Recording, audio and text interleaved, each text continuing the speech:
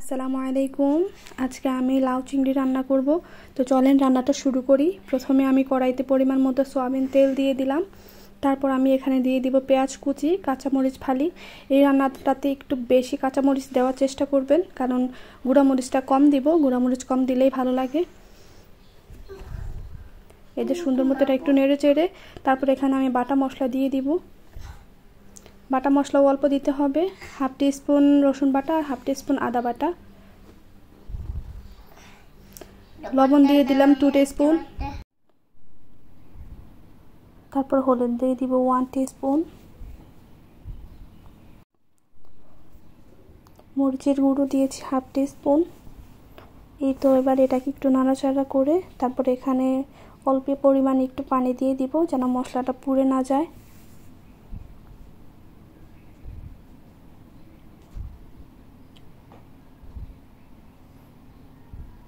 পানি দিয়ে তারপর পানিটাতে বলক আসলে আমরা এখানে চিংড়িগুলো দিয়ে দিব।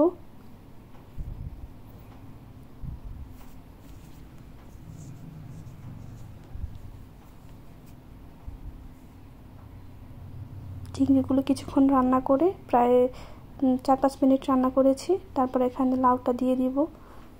লাউটা দিয়ে সুন্দর করে মশলার সাথে লাউটাকে মিশিয়ে নেব।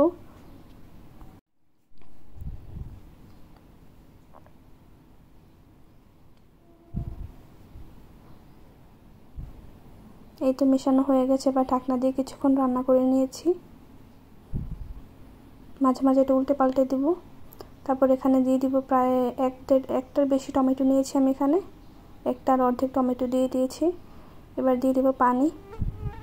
এখানে বেশি পানি লাগবে না, যেহেতু লাউ থেকে পানি ওঠে। এই যে পানিটা এরকমভাবে দিবেন বুঝে শুনে। পানিটা দিয়ে আবার ঢাকনা দিয়ে কিছুক্ষণ রান্না করেছি। আমার রান্নাটা প্রায় শেষ হয়ে আসছে। এই তো লাউয়ের পানিটাও শুকিয়ে আসছে মোটামুটি, লাউটাও সিদ্ধ হয়ে গেছে। এবার আমি কিছুটা কাঁচামরিচ দিয়ে দিই, 5-6টা কাঁচামরিচ দিয়ে ধনিয়া পাতা দিয়ে রান্নাটা চুলাটা অফ করে দিব। রান্নাটি পর্যায়ে শেষ। এটা খেতেও যেমন মজা হয়, দেখতেও খুব সুন্দর। মাশাআল্লাহ, সবাই ফলো দিবেন পেজটি। ধন্যবাদ।